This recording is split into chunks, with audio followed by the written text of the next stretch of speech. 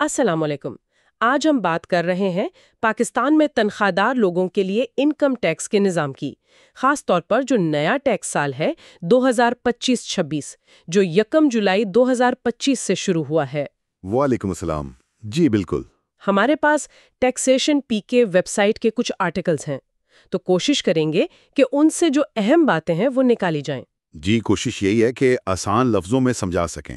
مطلب یہ کہ تنخواہ کا کون سا حصہ ٹیکس کے قابل ہے، کہاں چھوٹ مل سکتی ہے، نئے ریٹس کیا ہیں، اور فائلنگ کے لیے کیا جاننا ضروری ہے۔ بالکل، یہ سمجھنا ہر ملازم کے لیے اہم ہے۔ تو آئیے اس موضوع کی گہرائی میں چلتے ہیں۔ شروع کرتے ہیں۔ ٹھیک ہے، تو سب سے پہلا بنیادی سوال، پاکستان میں تنخواہ پر ٹیکس لگتا کب ہے؟ مطلب جب کمائی ہوتی ہے تب، یا جب وہ ہاتھ میں آتی ہے تب؟ یہ بہت اچھا سوال ہے۔ پاکستان میں تنخواہ پر ٹیکس وصولی کی بنیاد پر لگتا ہے، یعنی ریسیٹ بیسس۔ وصولی کی بنیاد، اس کا کیا مطلب ہوا؟ اچھا، اس کا مطلب ہے کہ جس سال آپ کو تنخواہ یا اس کا کوئی حصہ ملے گا نا، ٹیکس اسی سال کی آمدنی اور اسی سال کے قانون کے مطابق لگے گا۔ یہ نہیں دیکھا جائے گا کہ وہ کمائی کس سال کی تھی۔ اچھا، تو اگر پچھلے سال کا کوئی بقایا اس سال ملے تو پھر تو وہ اس سال کی آمدنی میں شامل ہو جائیں گے؟ جی وہ اس سال کی آمدنی میں شامل ہوں گے۔ تو اس پر ٹیکس بھی اسی سال کے ریٹ سے لگے گا؟ یہ تو زیادہ ہو سکتا ہے۔ ہاں ہو سکتا ہے، لیکن اس کا ایک حل ہے۔ اگر آپ کو پچھلے سالوں کی تنخواہ بعد میں ملتی ہیں تو آپ کمشنر انکم ٹیکس کو درخواست دے سکتے ہیں۔ اچھا، کس چیز کی درخواست؟ کہ اس بقایا رقم پر ٹیکس پچھلے سالوں کی شرحوں سے لگایا جائے جب وہ اصل میں آپ کو ملنی چاہیے تھی۔ اوہ، یہ تو اچھی بات ہے۔ جی، اور بعض اوقات اگر کمشنر کو لگے کہ کمپنی نے جان بوجھ کر ادائیگی روکی تھی تو وہ خود بھی پچھلے سال کے حساب سے ٹیکس لگا سکتا ہے۔ سمجھ گئی۔ اچھا، ایک اور بات، کیا اس سے فرق پڑتا ہے کہ بندہ پاکستان میں رہ رہا ہے یا نہیں؟ مطلب ریزیڈنٹ اور نان ریزیڈنٹ کے لیے ایک ہی قانون ہے؟ نہیں، یہاں فرق ہے۔ ریزیڈنٹ افراد یعنی جو سال کا ایک خاص حصہ پاکستان میں گزارتے ہیں، جی، ان کی دنیا میں کہیں سے بھی کوئی آمدنی ہو، چاہے پاکستان میں کمائی ہو یا باہر، وہ سب پاکستان میں ٹیکس کے قابل ہیں۔ پوری دنیا کی آمدنی؟ جی، ریزیڈنٹ کے لیے۔ لیکن جو نان ریزیڈنٹ ہیں، ان کی صرف وہ آمدنی پاکستان میں قابل ٹیکس ہے جو انہوں نے پاکستان سے کمائی ہے۔ اچھا، تو اگر کوئی باہر کام کر رہا ہے، وہیں تنخواہ لے رہا ہے، تو وہ آمدنی پاکستان میں ٹیکس سے مستثنی ہے، چاہے وہ بعد میں وہ پیسے پاکستان بھیج بھی دے۔ ٹھیک ہے، اور جو سرکاری ملازم باہر پوسٹڈ ہیں؟ ان کے لیے ایک خاص اصول ہے۔ وفاقی یا صوبائی حکومت کے ملازمین جو باہر ڈیوٹی پر ہیں، انہیں ٹیکس کے لیے ریزیڈنٹ ہی مانا جاتا ہے، اچھا، چاہے وہ سارا سال باہر رہیں۔ جی، چاہے وہ سارا سال باہر رہیں، ان کی تنخواہ پاکستان میں قابل ٹیکس ہوگی۔ یہ تو اہم نکتہ ہے۔ چلیں اب آتے ہیں کہ تنخواہ میں آتا کیا کیا ہے۔ لوگ تو بس بیسک سیلری سوچتے ہیں۔ ہاں، یہ بہت عام غلط فہمی ہے۔ قابل ٹیکس تنخواہ میں صرف بیسک سیلری نہیں ہوتی۔ تو پھر اور کیا کیا ہوتا ہے؟ اس میں آپ کے بونس شامل ہیں، پرفارمنس بونس ہو، سیلز بونس ہو، کمیشن بھی۔ کمیشن؟ جی، پھر الاؤنسز ہیں، جیسے house rent allowance, medical allowance, utility allowance, جب تک کہ ان پر خاص طور پر چھوٹ نہ ہو۔ اچھا، اور وہ جو چھٹیاں آپ نہیں لیتے اور اس کے پیسے ملتے ہیں، لیو انکیشمنٹ، وہ بھی شامل ہے۔ اوہ، یعنی کافی کچھ ہے جو تنخواہ کا حصہ بنتا ہے ٹیکس کے لیے۔ آپ نے HRA کا ذکر کیا، ہاؤس رینٹ الاؤنس، اس پر کوئی چھوٹ ہے؟ نہیں، پاکستان میں HRA کی پوری رقم قابل ٹیکس ہے، اس پر کوئی الگ سے چھوٹ نہیں ہے۔ پوری رقم؟ اچھا، لیکن اگر کمپنی HRA نہ دے بلکہ رہنے کے لیے گھر دے دے تو؟ ہاں، وہ صورتحال مختلف ہے۔ اگر کمپنی گھر دیتی ہے تو اس کی ایک ویلیو نکال کے آپ کی آمدنی میں شامل کی جاتی ہے۔ وہ ویلیو کیسے نکلتی ہے؟ اس میں 2 چیزیں دیکھی جاتی ہیں، اور جو زیادہ ہو وہ لی جاتی ہے۔ کیا کیا؟ ایک تو آپ کی بیسک سیلری کا 45%، اور دوسرا اسی علاقے میں ویسے ہی گھر کا مارکیٹ کرایہ کیا ہے۔ اچھا، یعنی 45% یا مارکیٹ رینٹ جو بھی زیادہ ہو۔ جی، اس میں ایک اور چھوٹی سی بات بھی ہے، اگر آپ کو HRA ملتا ہے جو بیسک کا 30% ہے تو پھر کمپنی کے دیے ہوئے گھر کی ویلیو کم ہو کر بیسک کا 30% تک بھی ہو سکتی ہے۔ یہ تھوڑا پیچیدہ ہے۔ جی، تھوڑا سا۔ اب کار کی بات کرتے ہیں۔ اکثر کمپنیوں میں کار ملتی ہے، اس پر ٹیکس کا کیا حساب ہے؟ یہ اس پر ہے کہ گاڑی کس لیے استعمال ہو رہی ہے۔ اچھا، اگر گاڑی دفتر اور ذاتی دونوں کاموں کے لیے ہے، جو کہ عام طور پر ہوتا ہے، ہاں، تو گاڑی کی جو اصل قیمت تھی یا اگر لیز پر ہے تو لیز شروع ہوتے وقت جو اس کی مارکیٹ ویلیو تھی اس کا 5% سالانہ آپ کی آمدنی میں شامل ہوگا۔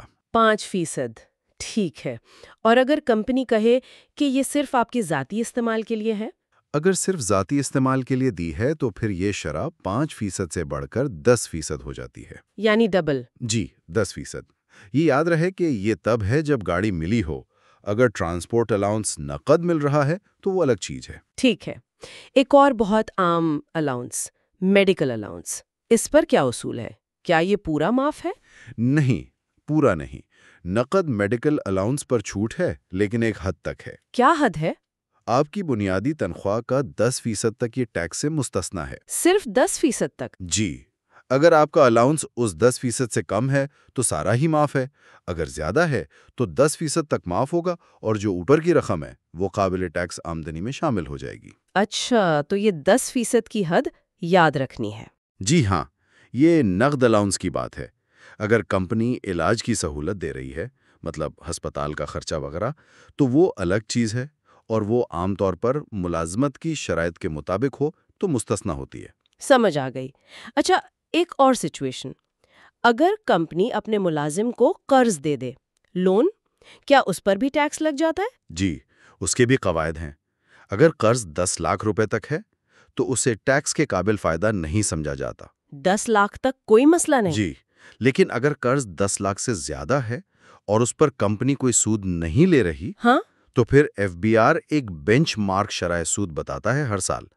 اس شرح کے حساب سے ایک فرضی سود نکالا جائے گا اور وہ آپ کی آمدنی میں شامل کر دیا جائے گا۔ اچھا، یعنی سود نہ بھی لیا ہو تب بھی ٹیکس لگ سکتا اگر ہے؟ قرض 10 لاکھ سے زیادہ اور بغیر سود کے ہے۔ اور اگر کمپنی سود لے رہی ہو لیکن وہ ایف بی آر کی بینچ مارک شرح سے کم ہو؟ تو پھر جتنا فرق ہے نا بینچ مارک شرح اور کمپنی کی شرح میں، وہ فرق والی رقم آپ کی آمدنی میں شامل ہو جائے گی۔ ٹھیک ہے، تو اب ہمیں اندازہ ہو گیا کہ کیا کیا چیزیں مل کر قابل ٹیکس آمدنی بنتی ہیں۔ اب اصل سوال، اس پر ٹیکس لگے گا کتنا؟ 2025-26 کے سلیبز کیا ہیں؟ جی، ٹیکس سال 2025-26 کے لیے جو 1 جولائی 2025 سے 30 جون 2026 تک ہے، تنخواہ دار لوگوں کے لیے یہ سلیبز ہیں۔ جی بتائیں۔ پہلی بات، 6 لاکھ روپے تک سالانہ قابل ٹیکس آمدنی پر کوئی ٹیکس نہیں ہے، 0%۔ یہ پہلے کی طرح ہے؟ جی 6 لاکھ تک چھوٹ ہے؟ جی۔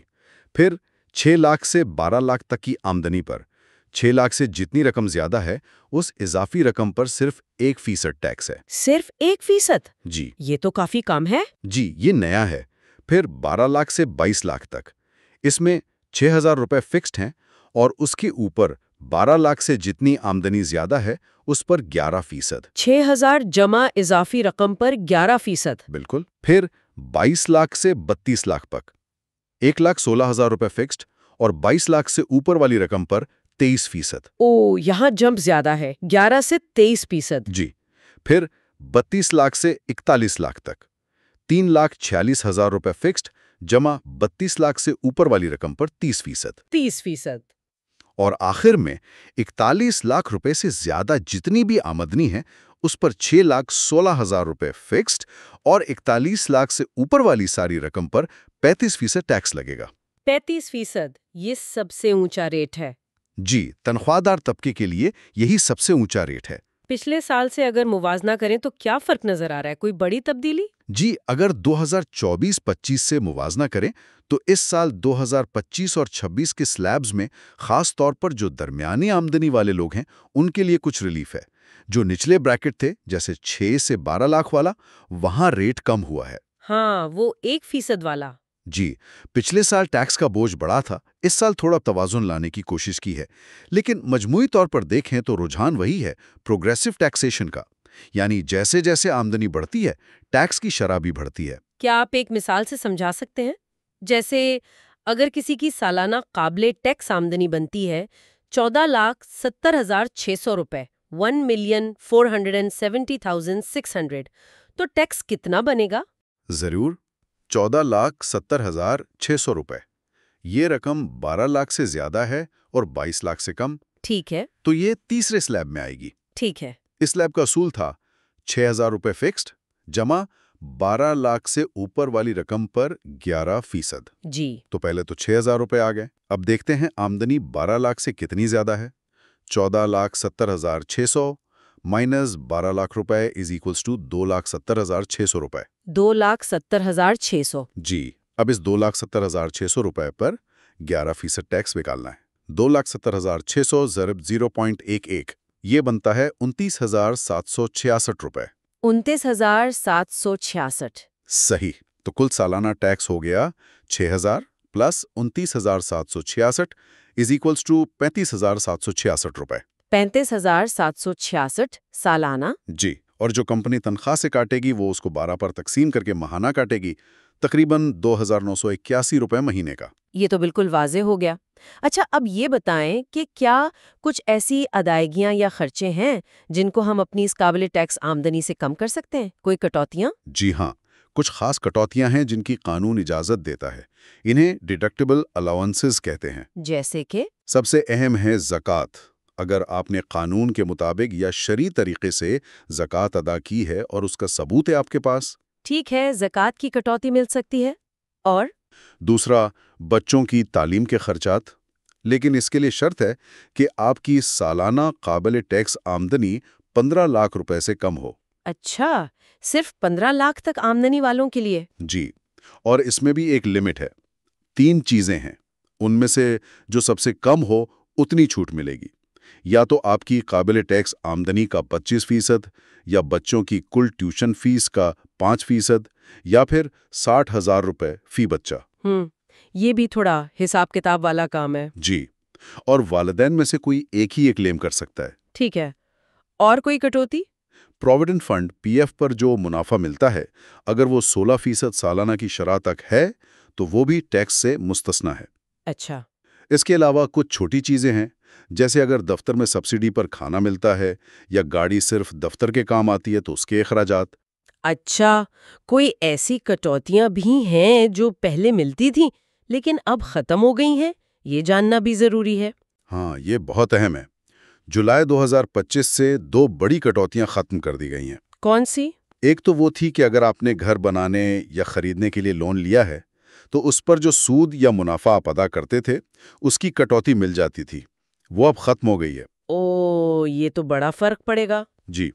और दूसरी, जो असातिज़ा और रिसर्चर्स थे उनको अपनी तनख्वाह पर 25% टैक्स छूट मिलती थी, वो भी जुलाई 2025 से खत्म कर दी गई है। यानी हुकूमत टैक्स नेट बढ़ा रही है। लगता तो यही है। ठीक है।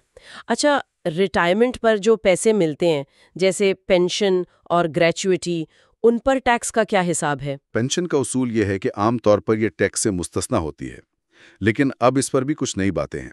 सालाना 1 करोड़ रुपए तक पेंशन पर छूट है। 1 करोड़ तक? जी।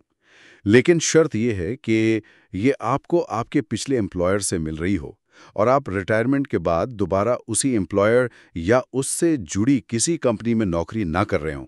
अच्छा, और अगर एक से ज्यादा जगह से पेंशन मिल रही हो तो फिर सिर्फ वो वाली पेंशन मुस्तस्ना होगी जो सबसे ज्यादा है, बाकी काबिल टैक्स होंगी। और अगर पेंशन 1 करोड़ से ज्यादा हो तो? यहाँ नया कानून आया है जुलाई 2025 से। अगर पेंशन 1 करोड़ से ज्यादा है और पेंशन लेने वाले की उम्र 70 साल या उससे ज्यादा है तो फिर भी पूरी पेंशन मुस्तस्ना है। 70 साल से ऊपर वालों के लिए छूट बरकरार है? जी। लेकिन अगर उम्र 70 साल से कम है तो 1 करोड़ से जितनी रकम ज्यादा है उस इजाफी रकम पर 5% टैक्स लगेगा। 5%? ठीक है।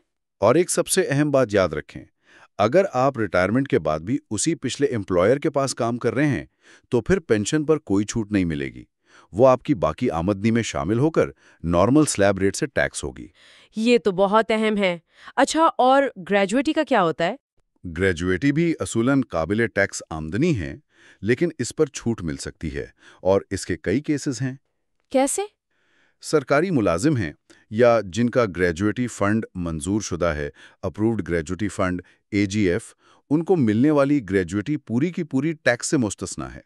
पूरी छूट? जी। कुछ और मंजूर शुदा स्कीम्स हैं FBR की, उनके तहत भी छूट मिलती है, शायद पूरी ना हो, जुज़वी हो।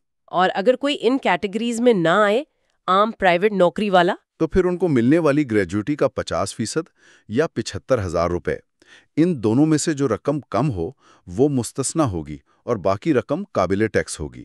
یعنی زیادہ تر لوگوں کے لیے صرف 75,000 تک کی چھوٹ ہوگی؟ ہاں، اگر ان کا فنڈ وغیرہ منظور شدہ نہیں ہے تو۔ ٹھیک ہے۔ کبھی کبھی ایسا ہوتا ہے کہ نوکری ختم ہوتی ہے تو ایک بڑی رقم ملتی ہے، گولڈن ہینڈ شیک وغیرہ، اس پر تو پھر کافی ٹیکس بن جاتا ہوگا۔ جی، یہ جو ٹرمینیشن بینیفٹس ہوتے ہیں جیسے گولڈن ہینڈ شیک یا نوٹس پیریڈ کی تنخواہ، یہ سب قابل ٹیکس تنخواہی شمار ہوتے ہیں۔ تو اس پر بہت زیادہ ٹیکس لگ سکتا ہے اگر وہ رقم بڑی ہو۔ کوئی طریقہ ہے اسے کم کرنے کا؟ جی، قانون میں اس کے لیے ایک سہولت ہے، اسے کہتے ہیں اوسط ٹیکس شرح کا اختیار یا ایوریج ٹیکس ریٹ آپشن۔ یہ کیا چیز ہے؟ اس میں آپ یہ آپشن لے سکتے ہیں کہ اس یکمشت ملنے والی رقم پر جو ٹیکس لگے وہ آپ کے اس سال کے ٹیکس ریٹ سے نہ لگے، بلکہ آپ کے پچھلے 3 سالوں کا جو اوسط ٹیکس ریٹ بنتا ہے اس سے لگے۔ پچھلے 3 سال کا اوسط ریٹ؟ یہ کیسے کام کرے گا؟ آپ کو اس کے لیے کمشنر کو بتانا پڑتا ہے۔ مثال سے سمجھیں، فرض کریں آپ کو 15 لاکھ روپے گولڈن ہینڈ شیک ملا۔ جی۔ اور آپ کے پچھلے 3 سالوں کی کل قابل ٹیکس آمدنی تھی 30 لاکھ روپے، اور ان 3 سالوں میں آپ نے کل ٹیکس دیا تھا 90,000 روپے۔ ٹھیک ہے۔ تو آپ کا اوسط ٹیکس ریٹ کیا ہوا؟ 90,000 تقسیم 30 لاکھ، یہ بنا 3%۔ 3%۔ تو اب آپ اس 15 لاکھ کے گولڈن ہینڈ شیک پر صرف 3% ٹیکس دیں گے، بجائے اس کے کہ وہ 15 لاکھ آپ کی اس سال کی آمدنی میں شامل ہوں اور شاید آپ 20 یا 30% والے سلیب میں چلے جائیں۔ واہ، یہ تو بہت بڑا فرق پڑ سکتا ہے۔ جی بالکل، خاص طور پر جب یہ رقم آپ کو اونچے ٹیکس بریکٹ میں لے جا رہی ہو۔ یہ تو بہت ہی کارآمد آپشن ہے۔ اچھا، اب ذرا فائلنگ کی طرف آتے ہیں۔ جب ٹیکس ریٹرن بھرتے ہیں تو ایک امپلائر سرٹیفکیٹ یا EC کا ذکر آتا ہے، یہ کیا ہے اور کیوں ضروری ہے؟ امپلائرز ڈیڈکشن سرٹیفکیٹ یعنی EC، یہ بہت ہی اہم کاغذ ہے۔ یہ آپ کا امپلائر دیتا ہے ٹیکس سال ختم ہونے کے بعد۔ کب دیتا ہے؟ عموماً 30 جون کے بعد، جولائی یا اگست میں۔ یہ اس بات کا سرکاری ثبوت ہے کہ آپ کی تنخواہ سے پورے سال میں کتنا ٹیکس کاٹا گیا ہے۔ اچھا، یہ ثبوت ہے۔ جی، اس کے بغیر آپ صحیح ٹیکس ریٹرن فائل ہی نہیں کر سکتے۔ اس میں آپ کا نام NTN، کمپنی کا نام NTN، آپ کی تنخواہ کی پوری تفصیل، کتنا ٹیکس کٹا، اور سب سے اہم وہ ٹیکس کس چالان CPR نمبر کے ذریعے جمع ہوا، یہ سب لکھا ہوتا ہے۔ اگر یہ نہ ملے تو؟ تو فوراً اپنے HR ڈپارٹمنٹ سے مانگیں، یہ دینا ان کی قانونی ذمہ داری ہے۔ ٹھیک ہے۔ اور FBR کا جو آن لائن سسٹم ہے، آئرس پورٹل، وہاں اپنی پروفائل میں تنخواہ کو آمدنی کا ذریعہ کیسے دکھانا ہوتا ہے؟ اور اگر نوکری بدل جائے تو کیا کرنا ہے؟ آپ کو آئرس میں لاگ ان کرنا ہوتا ہے، وہاں مینیج یور پروفائل یا اسی طرح کا کوئی آپشن ہوگا۔ جی۔ وہاں آپ کو اپنی آمدنی کا بنیادی ذریعہ پرائمری سورس آف انکم بتانا ہوتا ہے۔ آپ وہاں سیلری منتخب کریں گے۔ ٹھیک ہے۔ پھر وہیں ایک امپلائر کا ٹیب یا سیکشن ہوگا، وہاں آپ کو اپنے موجودہ امپلائر کا NTN نمبر یا نام ڈالنا ہے اور یہ بتانا ہے کہ آپ نے نوکری کب شروع کی، سٹارٹ ڈیٹ۔ اور اگر سال کے بیچ میں نوکری بدلی ہو تو آپ پرانے امپلائر کی تفصیلات میں نوکری ختم ہونے کی تاریخ یعنی اینڈ ڈیٹ ڈالیں گے، اور پھر نئے امپلائر کی تفصیلات اسی طرح سٹارٹ ڈیٹ کے ساتھ شامل کر دیں گے۔ یہ بہت ضروری ہے کہ آپ کی پروفائل ہمیشہ اپ ٹو ڈیٹ ہو۔ پروفائل اپ ڈیٹ رکھنا لازمی ہے۔ جی، ورنہ ریٹرن فائل کرنے میں مسئلہ ہو سکتا ہے۔ ایک عام سا ڈر ہوتا ہے لوگوں میں کہ کمپنی نے ٹیکس کاٹ تو لیا، پتہ نہیں آگے FBR کو جمع بھی کروایا کہ نہیں، یہ کیسے پتہ چلے گا؟ اگر آپ FBR کے ساتھ رجسٹرڈ ہیں اور آئرس پورٹل استعمال کرتے ہیں تو یہ چیک کرنا آسان ہے۔ کیسے؟ آپ آئرس میں لاگ ان ہوں، وہاں اوپر ٹیبز میں ایک MIS یعنی مینجمنٹ انفارمیشن سسٹم کا ٹیب ہوگا، اس پر کلک کریں۔ ٹھیک ہے، MIS۔ اس کے اندر آپ کو پیمنٹ ڈیٹیلز یا ٹیکس پیمنٹ انفارمیشن جیسا کوئی لنک ملے گا۔ وہاں آپ اپنے NTN پر جتنی بھی ٹیکس کی ادائیگیاں ہوئی ہیں وہ سب دیکھ سکتے ہیں۔ جو آپ کے امپلائر نے آپ کے نام پر جمع کروائی ہوں گی وہ بھی وہاں نظر آنی چاہیے۔ اچھا، تو وہاں سے تصدیق ہو سکتی ہے؟ جی، اور اگر آپ رجسٹرڈ نہیں ہیں تو پھر آپ کو اپنے امپلائر سے وہی EC یعنی ٹیکس ڈیڈکشن سرٹیفکیٹ مانگنا چاہیے۔ اس پہ CPR نمبر ہوتا ہے جس سے ٹریک ہو سکتا ہے۔ ویسے قانوناً امپلائر پر لازم ہے کہ تنخواہ سے ٹیکس کاٹنے کے 15 دن کے اندر اندر وہ حکومتی خزانے میں جمع کروائے۔ 15 دن کے اندر؟ ٹھیک ہے۔ آج کل ایک اور چیز کافی سننے میں آتی ہے، ایڈوانس ٹیکس ایڈجسٹمنٹ۔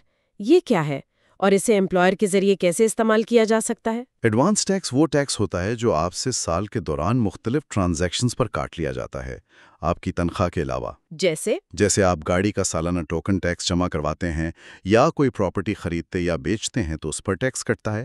فون اور انٹرنیٹ کے بلوں پر بھی ٹیکس ہوتا ہے۔ ہاں، ہوتا ہے۔ یا اگر آپ نے اپنے کریڈٹ یا ڈیبٹ کارڈ سے بیرون ملک کوئی ادائیگی کی ہے، جیسے فیس بک کو یا کسی آن لائن سٹور کو، اس پر بھی ٹیکس کٹتا ہے۔ تو یہ جو سارا ٹیکس کٹ رہا ہے سال بھر، اس کا کیا کریں؟ آپ اس پہلے سے ادا شدہ ٹیکس کو جو ایڈجسٹ ہو سکتا ہے، اپنی ماہانہ تنخواہ سے کٹنے والے انکم ٹیکس کے ساتھ ایڈجسٹ کروا سکتے ہیں۔ اچھا، کیسے؟ آپ کو ان تمام ادائیگیوں کے ثبوت اکٹھے کرنے ہیں، رسیدیں، چالان، بینک سٹیٹمنٹ جہاں سے ٹیکس کٹا ہے، یا آئرس پورٹل سے آپ ان ادائیگیوں کا CPR پرنٹ آؤٹ بھی نکال سکتے ہیں۔ ٹھیک ہے، ثبوت جمع کر لیے، پھر آپ کو یہ ثبوت ایک فارم ہوتا ہے IT فارم 3، اس کے ساتھ لگا کر اپنے امپلائر کے HR یا اکاؤنٹس ڈپارٹمنٹ میں جمع کروانے ہوتے ہیں۔ امپلائر کو دینے ہیں؟ جی، امپلائر آپ کے دیے گئے ثبوتوں کی تصدیق کرے گا اور پھر وہ آپ کی ماہانہ تنخواہ سے جو انکم ٹیکس کاٹ رہا تھا اسے کم کر دے گا۔ اچھا، تو مطلب اگر میں نے سال میں مختلف جگہوں پر 10,000 کا ایڈوانس ٹیکس دیا ہے تو میرا امپلائر میری تنخواہ سے 10,000 کم ٹیکس کاٹے گا؟ بالکل، وہ اس 10,000 کو آنے والے مہینوں کی ٹیکس کٹوتی میں ایڈجسٹ کر دے گا۔ اس کا فائدہ یہ ہے کہ آپ کو ٹیکس کریڈٹ کا فائدہ فوراً ملنا شروع ہو جاتا ہے۔ آپ کو سال کے آخر میں ری فنڈ کلیم کرنے کا انتظار نہیں کرنا پڑتا۔ یہ تو واقعی بہت زبردست سہولت ہے۔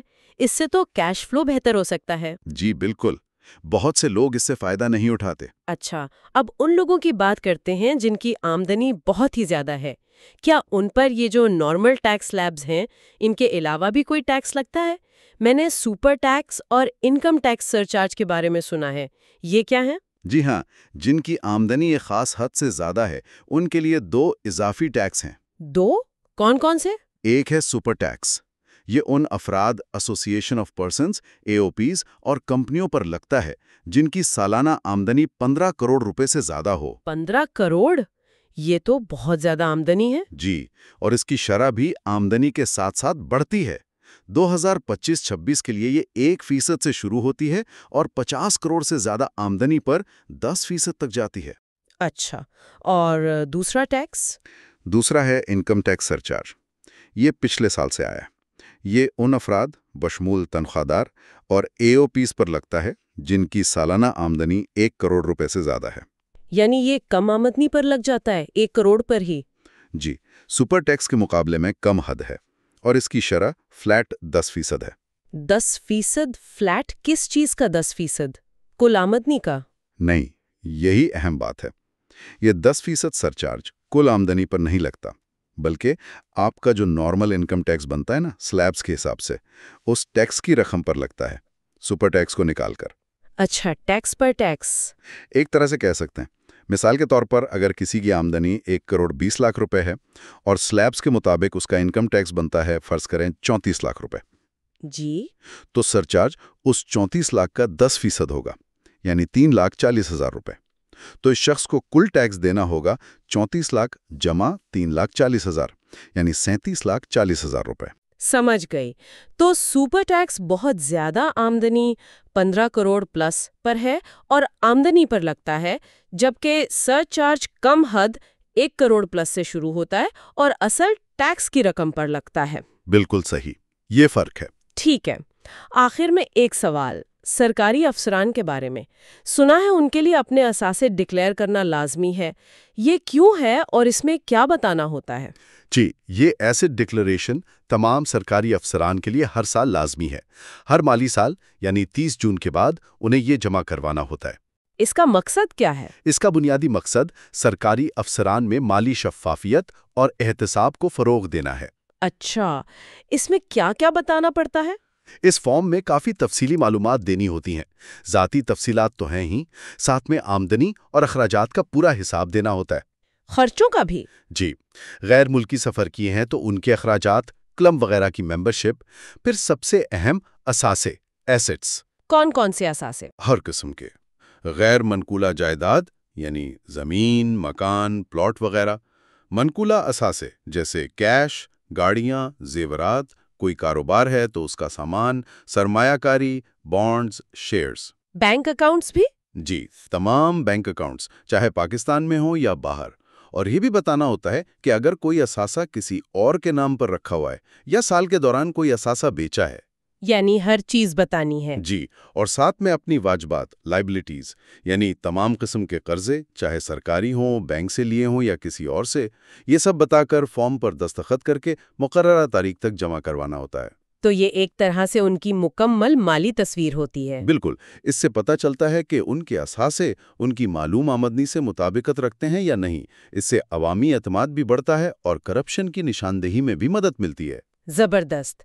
तो ये थी हमारी आज की बातचीत पाकिस्तान में तनख्वाहदार अफराद के लिए इनकम टैक्स के निज़ाम पर, खास तौर पर टैक्स साल 2025-26 के हवाले से। जी, हमने बहुत सी चीजें देखी। टैक्स वसूली की बुनियाद पर लगता है काबिले टैक्स आमदनी में क्या क्या शामिल है। बोनस, कमीशन, एचआरए, गाड़ी की वैल्यू, मेडिकल अलाउंस पर 10% तक छूट, पेंशन पर शराइत के साथ छूट, ग्रेजुटी पर मुख्तलिफ उसूल। और ये भी कि हाउसिंग लोन पर सूद और टीचर्स की 25% छूट अब खत्म हो गई है। जी, ये याद रखना अहम है। फिर हमने 20-25-26 के नए टैक्स स्लैब्स देखे, टैक्स कैलकुलेशन की मिसाल भी देखी। एम्प्लॉयर सर्टिफिकेट, ईसी की अहमियत और आईआरएस प्रोफाइल को अपडेट रखने पर भी बात हुई। और वो एडवांस टैक्स एडजस्टमेंट वाला ऑप्शन जो बहुत कारआमद लग रहा है। जी, वो वाकई मुफीद है। और आखिर में ज्यादा आमदनी वालों के लिए सुपर टैक्स और सरचार्ज का फर्क भी समझा। बिल्कुल, खुलासा यही है कि टैक्स कवानीन बदलते रहते हैं, इसलिए उनसे बाखबर रहना बहुत ज़रूरी है। जी। और अगर आपकी सूरत हाल थोड़ी पेचीदा है, मसलन एक से ज़्यादा जगह से आमदनी है या बाहर से भी पैसे आते हैं, तो बेहतर यही है कि किसी अच्छे टैक्स कंसल्टेंट से मशवरा कर लें। ये सब जानने के बाद आपको क्या लगता है, क्या मौजूदा टैक्स का निज़ाम शफाफ और मुनसिफाना है? और इससे बढ़कर बतौर एक मुलाजिम आप अपनी टैक्स प्लानिंग को बेहतर बनाने के लिए कानून के अंदर रहते हुए वो कौन से अमली कदम उठाने का सोच रहे हैं जिन पर आज बात हुई, जैसे एडवांस टैक्स एडजस्टमेंट या अगर कभी ज़रूरत पड़े तो वो औसत टैक्स शरह वाला ऑप्शन? सोचिएगा ज़रूर। अगली दफ़ा फिर मिलेंगे एक नए मौजू के साथ। अल्लाह हाफिज़। अल्लाह हाफिज़।